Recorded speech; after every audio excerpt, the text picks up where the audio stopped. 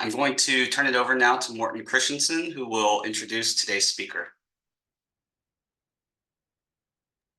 Yes, thanks, Alex, and thank you to everyone for joining us today. I am pleased to introduce today's presenter, my colleague Raj Singh, who is our national PFAS lead here at ALS, and he comes with an extremely strong background in PFAS. Raj has a PhD in environmental engineering and completed his postdoc at Clarkson University on PFAS degradation in 2021. And since 2021, he's been working in the environmental testing industry. So in other words, he's got the best of both worlds, and we are so pleased to have Raj on board with us. So by that, I'll leave it over to you, Raj. Thank you. Thanks, Morten. So let's start. Good afternoon, everyone. I'm Raj Singh, the PFAS product lead at ALS. Today, I'll walk you through two important PFAS testing methods, EPA method 537.1 and 1633. With increasing regulatory focus on PFAS contamination, especially from government bodies like DoD, it's crucial to understand which method fits your project needs.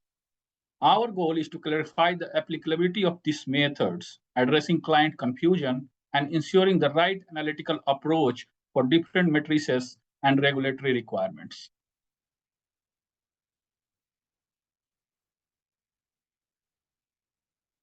Why are we focusing on 537.1 and EPA 1633? While there are other methods available, these are the most frequent requested. Clients often inquire about the right method for their specific projects, especially with PFAS under increasing regulatory scrutiny.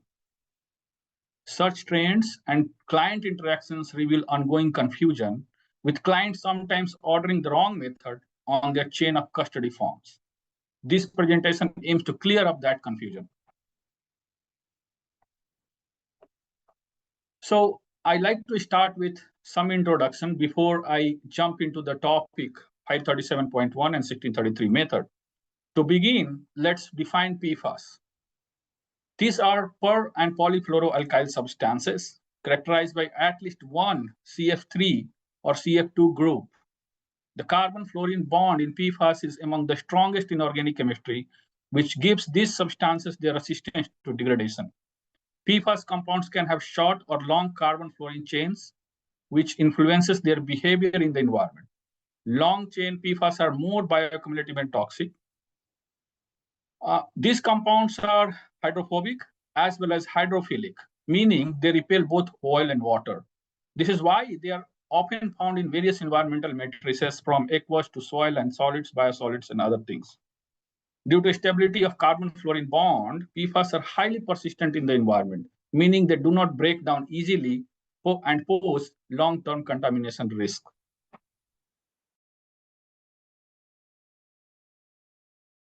This is a two molecule you can see in the screen, PFAS, and PFAS is most talked molecule in the PFAS. So currently, more than 6,000 synthetic PFAS are present in the environment, and we can analyze a handful of them.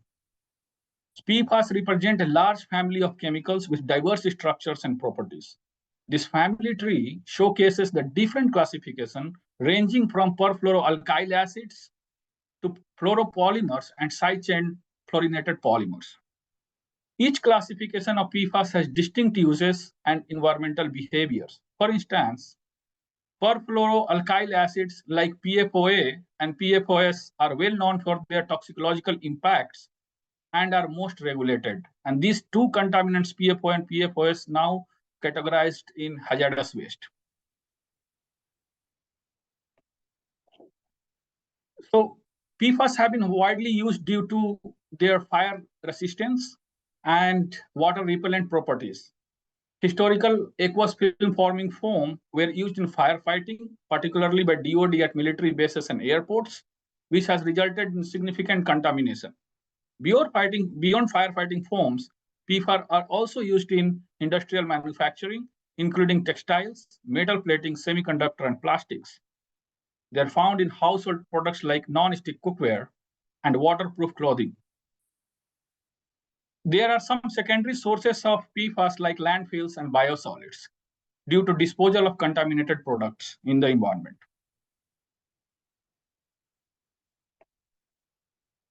So what kind of regulation we have? So if we only regulation we have national level we have for the drinking water. So EPA has set national primary drinking water standards recently for 6 PFAS compounds, including PFOA and PFOS, setting the MCL, maximum contaminant level, at 4 parts per trillion for both compounds. For other PFAS like PFNA, PFHXS, and GenX, a combined hazard index has been established with a limit of 10 ppt for these compounds. These stringent standards reflect the growing concern about PFAS exposure and its impact on human health, emphasizing the need of accurate testing methods like EPA 537.1 and EPA 1633. So now let's jump into the topic about the 537.1 method. So this method is specifically designed for drinking water. It targets 18 key PFAS compounds, including PFOS and PFOA, two of the most notorious compounds linked to health risks. This process employs solid phase extraction without isotope dilution. This means the method is less complex and more cost-effective, but it's only suitable for drinking water and does not meet the DoD quality standards for broader environmental testing. A typical sample volume of 250 ml is required in high-density polyethylene bottles with Trisma, a preservative provided by analytical labs. EPA 537.1 is fast, efficient method for drinking water compliance testing, but it's not applicable for DoD or multi-matrix projects. Here is the workflow for EPA 537.1. The process begins with sample preparation through solid phase extraction.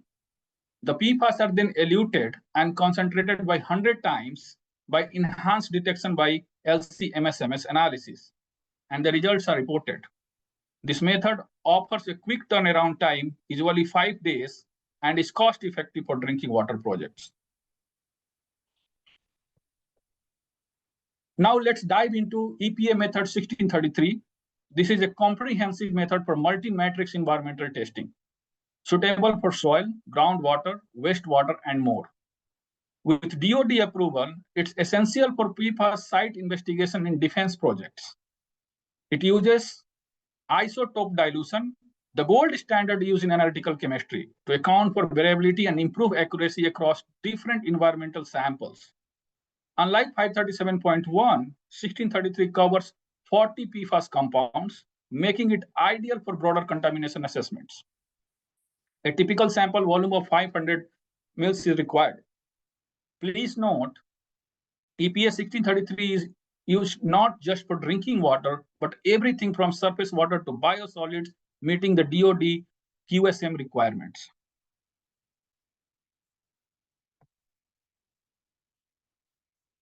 EPA 1633's workflow is more complex due to its broader application.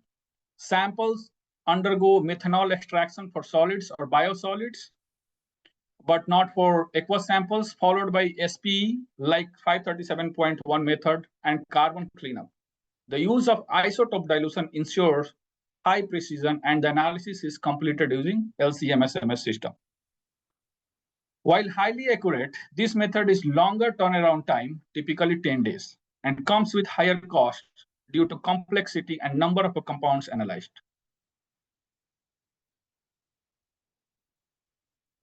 Now let's do direct comparison between 537.1 versus 1633. So 537.1 is used exclusively for drinking water testing, while EPA 1633 is a multi-matrix method covering soil, wastewater, and other environmental media.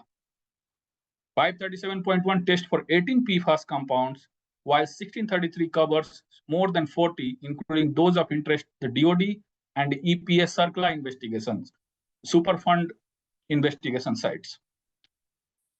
EPA 537.1 meet Safe Drinking Water Act standards, but is not approved by DoD projects. In contrast, 1633 meets DoD and CERCLA standards, making it a better choice for military and industrial site investigations.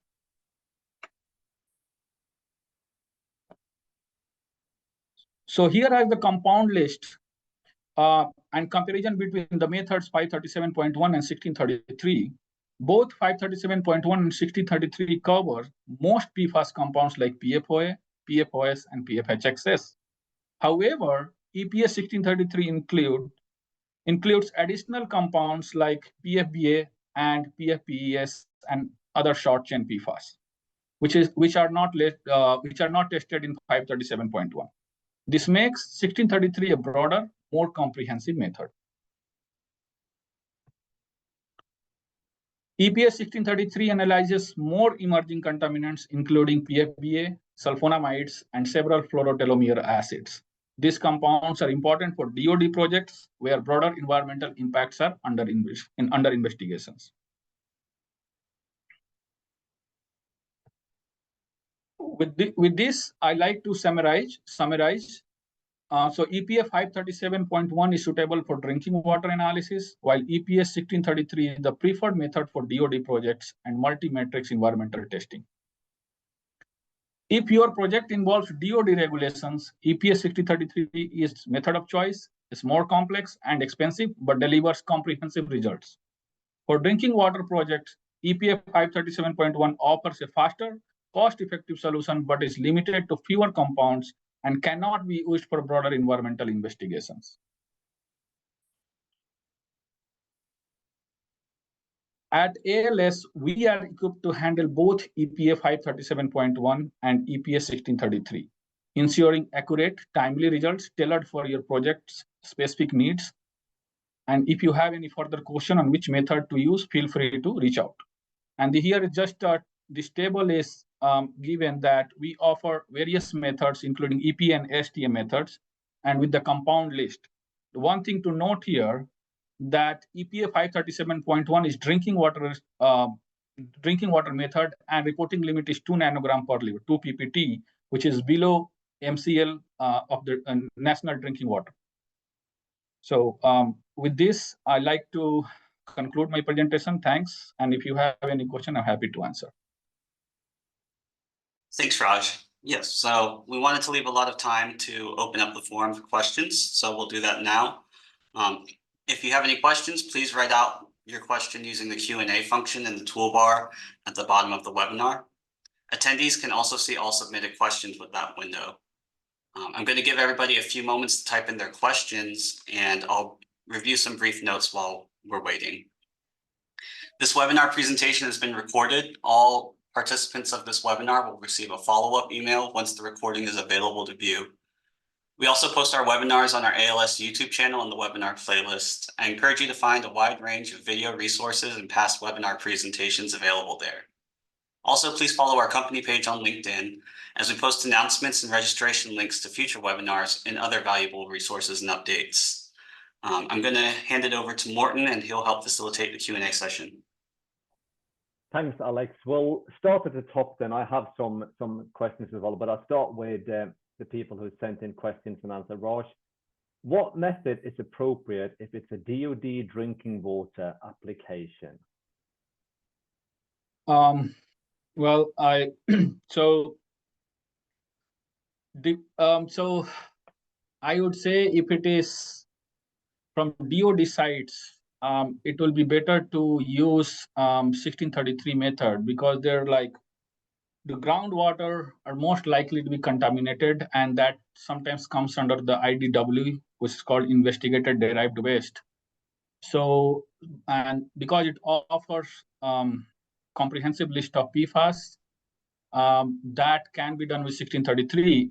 But if compliance need that specifically the method required drinking water, then we can go either 537.1 or 533.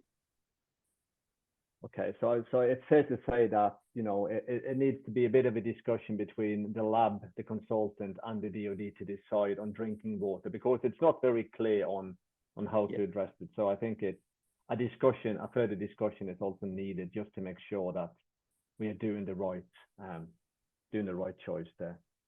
Thanks, Raj. The next one is, when would 537 modified be the right method to use?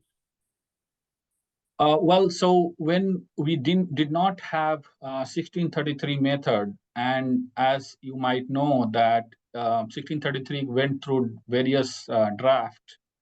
So because of the unavailability of 1633 method, every lab started modifying the 537 method and start adding various analytes, and that's become 537 modified method, which is not prescribed method.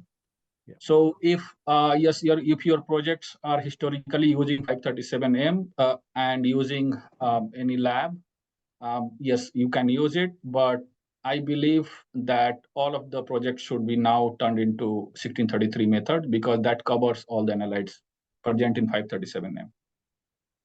All right, so only for legacy sites. Perfect. The next one is, how can we analyze single-digit PPT level, since lowest calibration is in ppb level for 1633 method? Right. So I like to clarify here that 1633 method, what we offer is not ppb range, but PPT range. So most of the PFAS, like including PFOA and PFOS, most of the lab report as 2 PPT, 2 nanogram per liter. Yeah. So PPB level for maybe 1 or 2, but those are not significant for the environment at this point.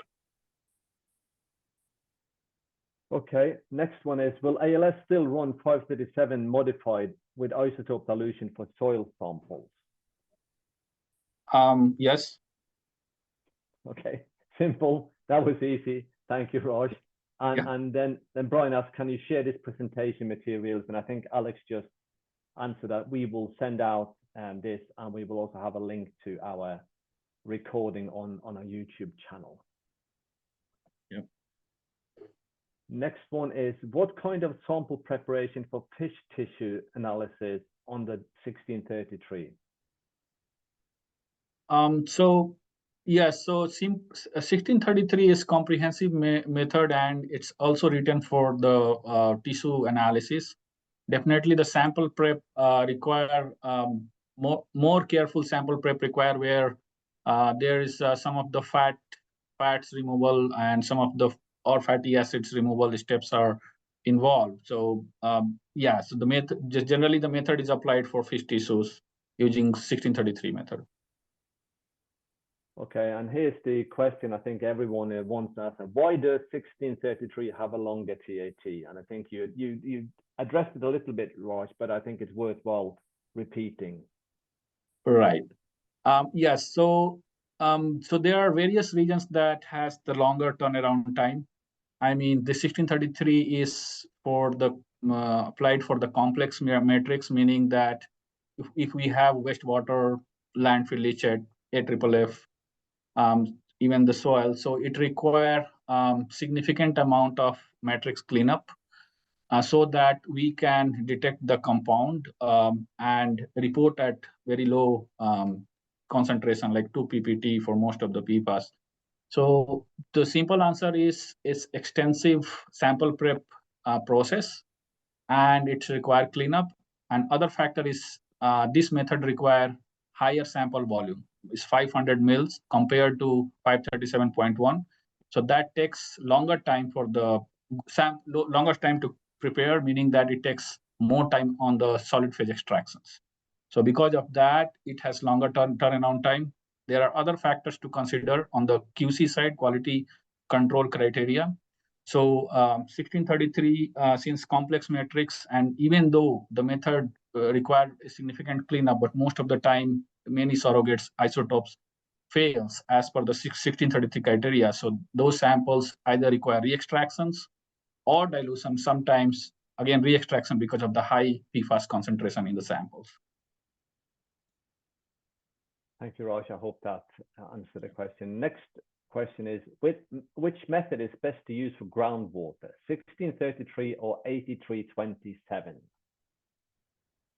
Well, I mean, we can use both method. So 1633, as we saw, it require longer turnaround time. So that is something. And if we want to adhere on the compliance of reporting those compounds, 1633 is the prescribed method. 8327 is a screening method, though many labs reports most of the compound, whatever it is in the 1633, but not all of them. And also 8327, we need to compromise on the reporting limits. So for example, 1633, we can report most of the compound to 2 ppt, but for 8327 method, most of the lab report 10 ppt or 20 ppt. But when it comes to turnaround time, 8327 is faster method because it's dilute and shoot, but 1633 requires significant sample prep. So it comes with lower cost. So if your projects involve remediation work, and so 8327 is well suited unless the data is not goes to government. But if it is require comprehensive data and more compound, then 1633 is the right method. Thank you. And then we have a very technical. How does the pH of the sample affect the analysis? Do we need to adjust the pH of samples before analysis? Yes, it's well, I mean, pH is important. I mean, for some of the PFAS, I mean, most of the PFAS, they are not impacted by pH, but yes, there are some. As per the 1633 method, we need to check the pH, and if pH is are in the extreme end, then definitely pH adjustment is required. So yeah, so any lab adjust the pH under the prescribed method limit and then goes for the sample prep. Thank you. And the next question is really broad one. For the LC-MS, do you have a recommended a specific training to operate this device? And it, I mean, I think you can answer that one as well, Raj. Yes, I mean, for the LC-MS, do you recommend a specific training? Well, I mean, yes, it does. Specifically, if someone doesn't have experience on the system, like what to look for. Like if you have experience with just LC-MS, you always looking for one precursor mass. But when LC-MS, you look for more precise, meaning that precursor mass and the fragment mass. And then we capture the signature of that and get the meaningful data. Because of this LC-MS to precursor and parent masses, it brings more specificity and more sensitivity to the instrument. And of course, there are other ways, other things to understand, like the software familiarization, especially that is nowadays most of the company offer new software for LC-MS. So these are the factors to consider for the training. Yeah, and most of the training, to my understanding, is done within the companies. There's no external PFAS LC-MS trainings available that, well, I know. I mean, maybe you know something, Raj. Yeah, you're right. All right, the next one is a fairly easy one, I guess. The cost difference between 1633 for soil and 537 modified for a non-DOD site. And I can take that if you want to, Raj. Yeah, you can take that.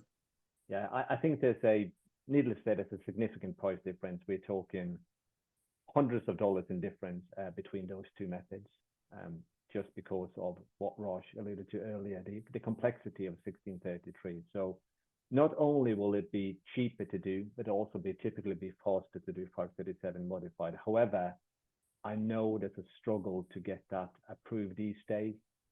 Most decision makers would like to see 1633 data, often also for non-DOD sites. It's only for legacy sites that 537. But the simple answer is 100, if not more, dollars per sample in savings if you can run 537 modified.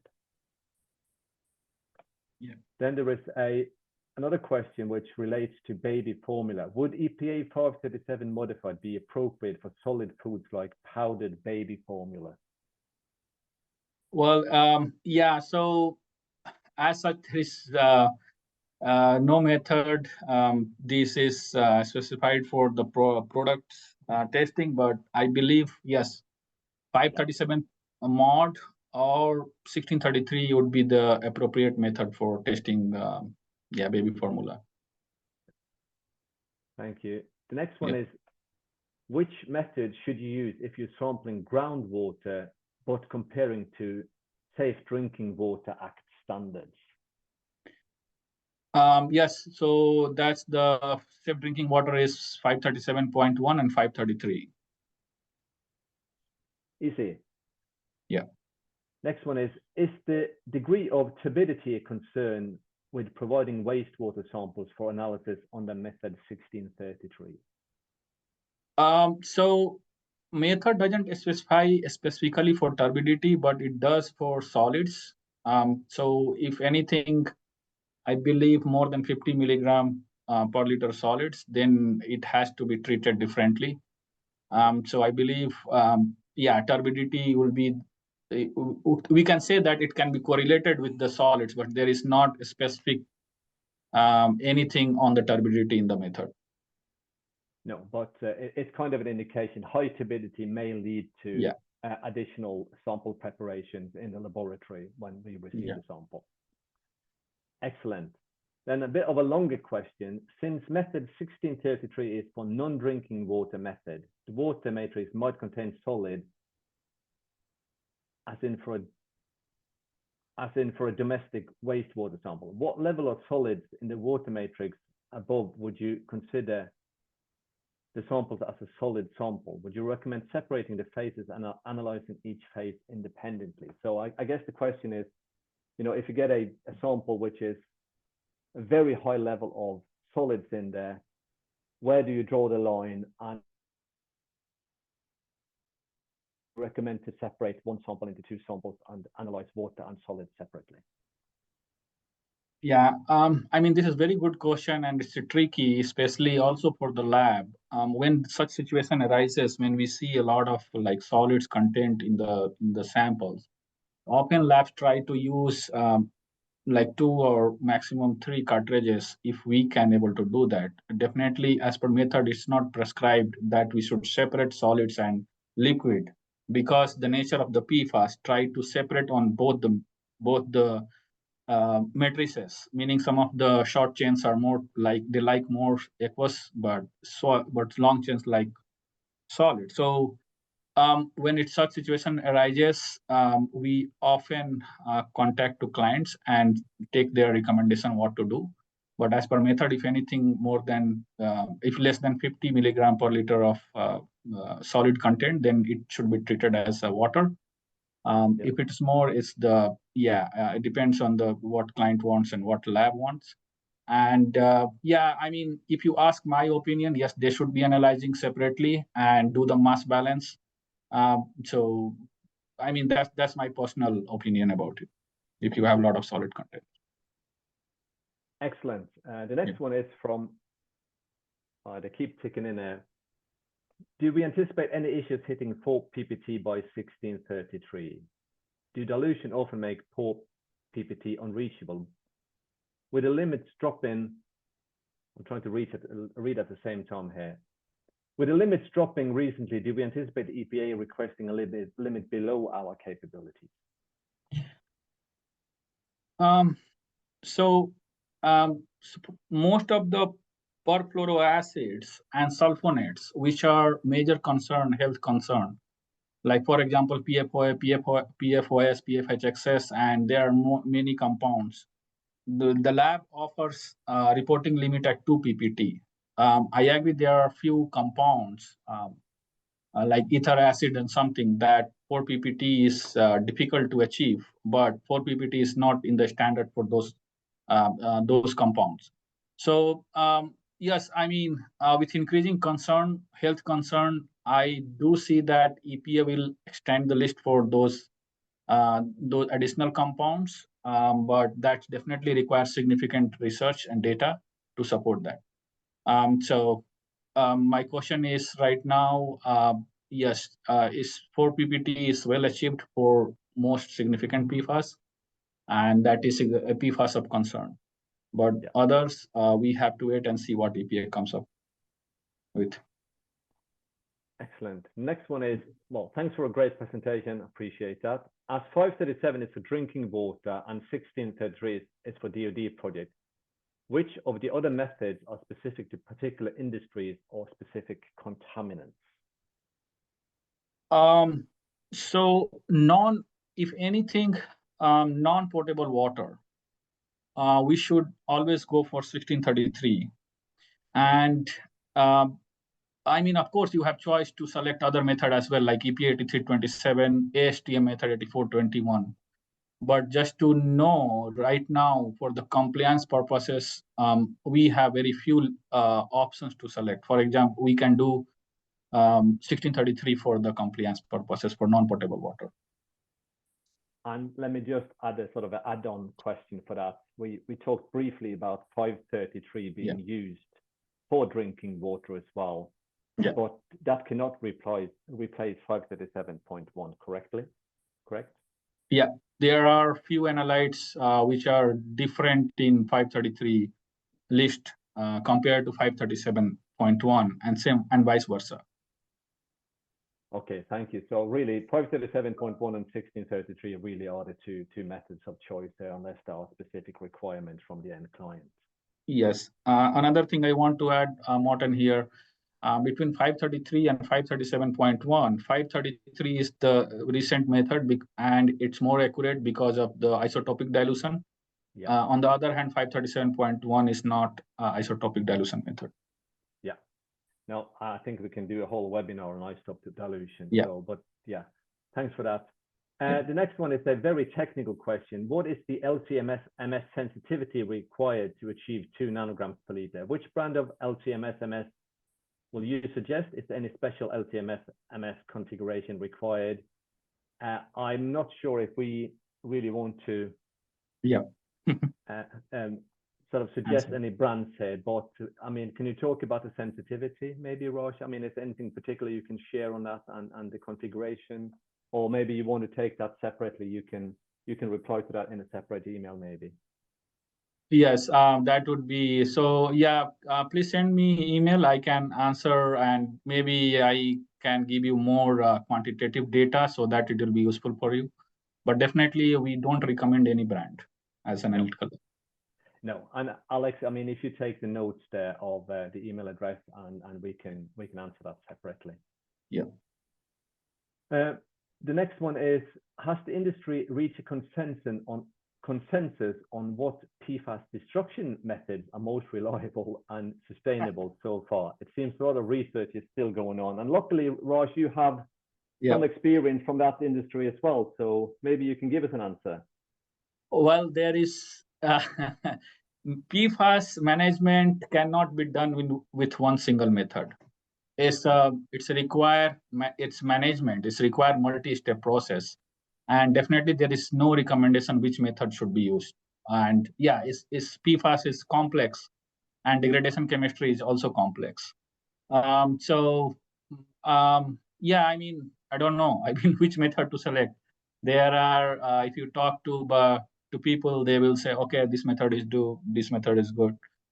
So only thing what we rely right now is still is what is there is the ion exchange and carbon to separate the PFAS, not destruct them, but destructions, everything in the research, and to evaluate the feasibility at the pilot scale or the full scale system, still the efforts are ongoing.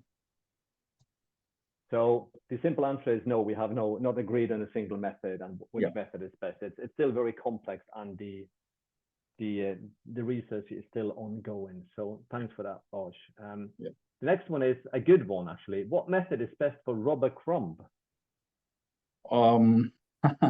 Yeah, I mean, good question. I don't have experience with this rubber crumb, but I can definitely, the one method we can suggest is 1633 after crushing. So and then we can treat that rubber crumb as a solid, solid sample. Yeah.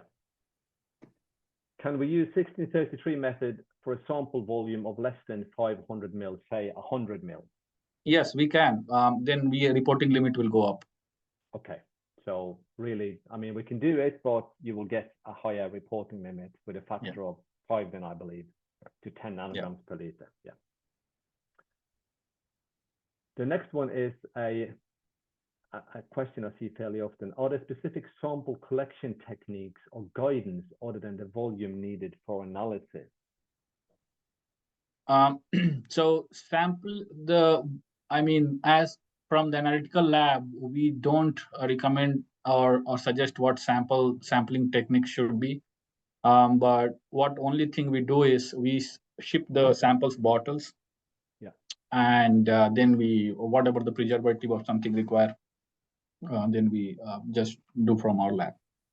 Yeah, and I know for a fact that many of the consultants out there have made their own, and there's still a lot of discussion back and forth on what the best approach is. I think it's fair to say that there is no overarching, established, everyone agreed to process for taking water samples. The next one is similar to earlier. What's the typical cost of analyzing one sample in general, 1633 method? And I'll take that, Raj. Yeah. All the labs have fairly similar pricing. So I would say it's in the $400 per sample region. Today, if it has only one water sample. So $400 plus will be my answer to that one. It's just an estimate. I can't guarantee you will get the same price with everyone, but to give you an opinion of where you need to be to do that. The next one is a very technical again. Does the temperature of an aqueous sample affect the analysis significantly? And is there any difference in this effect between 537.1 and 1633? Well, they are forever chemicals. Though methods specify some of the storing temperature and receiving. There are few analytes. Those are PFAS precursors might get transformed to another PFAS. So that only thing can be sensitive to temperature if you allow them to be a higher temperature for longer time, meaning that if you have wastewater sample, for example, and you have microbial activities inside, so at higher temperature, all we know that microbes are active and they may transform those precursors into perfluoroacids. Yeah. But in general, most of the PFAS, they don't get impacted by temperature. Next one is, are there benefits to do multiple testing methods concurrently for the samples? Multiple testing methods. If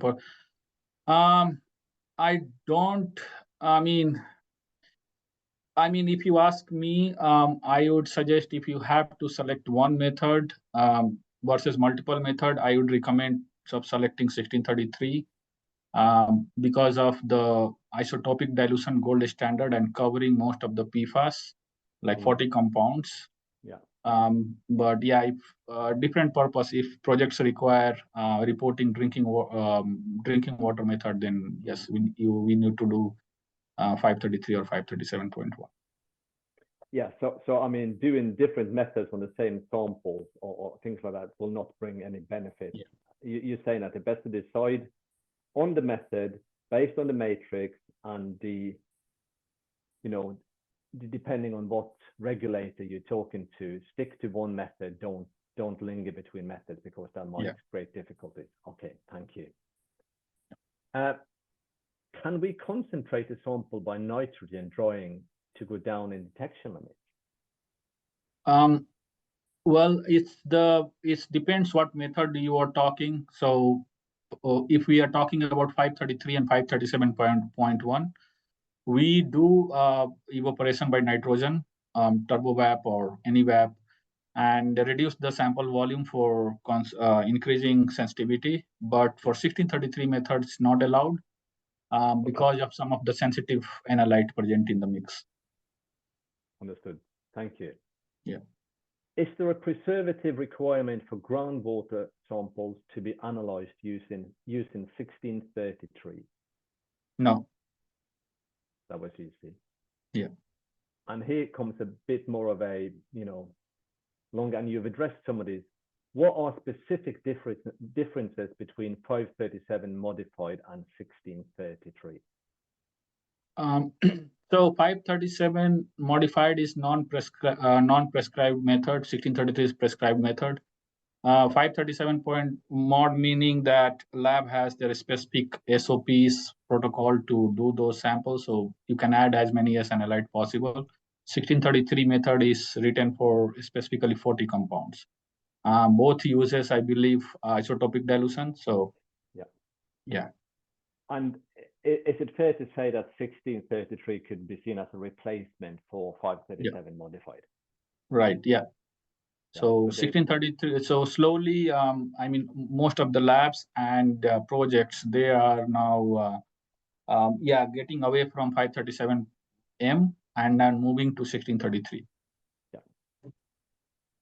So I mean, the easy answer is 537 modified may differ between labs as well. So it's hard to give a sort of a straight answer to that, because we are allowed to do more or less whatever we want on that method, since it's a modified method and there's no regulator telling us exactly what to do.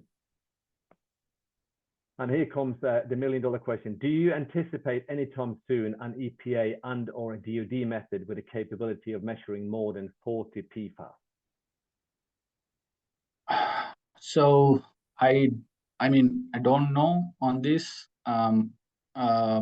Yeah, I mean, labs can measure 40, but from the EPA and DoD, I don't think so. Anything right now is in the news. Morten, do you know anything? I think it's fair to say that the method itself, they might add compounds to it. We can do, as a lab, we can do it, but you will struggle with the regulators to get it approved. So we can test more than 40. We see the ASTM method doing 44, and we have added other ones. So I think they will move slower than the lab. So I don't see any time soon, but I think it will come once we get down to the alcohols, the FTOHs. I think, when we talk about the really short chain one, we might have to change a different instrument, but anytime soon, no, is my opinion. Yeah, thanks. All right, next one is, are field blanks required for samples by 1633, 537 modified, or is it up to the client? Field blank. So, well, I mean, field blank is totally on the client. And also it depends, like what can you, I mean, pay for field blanks. It totally depends on the client, what they want. Yeah, there's no requirement in the analytical methods for a field blank. It's really up to whoever does the sampling. And all right, what is the hold time? So hold time for 1633 is 28 days. But that method also has flexibility, that you can freeze the sample and extract within 90 days. If you can't extract within 28 days at the refrigerator temperature. Yeah. So it's a forever chemical, but the hold time is actually a bit shorter than one would expect for a compound of that nature. Right. All right, we're getting towards the end here, and we have apologies if this question has been asked already. Are results from 1633 and 537.1 comparable? For example, if you previously tested the site using 537.1 modified and switched to 1633 later, can you compare the results between different sampling events? Yes, you should be. There's as long as 537.1 modified used isotopic dilution, then I don't see any problem why you cannot compare the results between them, 1633 and 537.1. It really depends on the lab practices, what they used for 537 mod. Yeah. All right, then the last question, there seems to be much, well, there pops another one. There seems to be much outcry against EPA's scientific approach to have reached the current MCLs. Do you think these MCLs are scientifically sound? And I don't know if you can answer that one. Difficult question. Yeah. Yeah. It is. I think we may not want to talk about Right. because we don't know enough of the thinking behind it, and we Exactly. don't want to put EPA in a good or a bad light here. So we will. I mean, we can take that offline. I mean, we can Yeah. take an email and we can expand a little bit on that question. And then for the last question so far, for groundwater, are there obvious interferences for cations and anions in water with moderate to high dissolved solids for each method to be aware of?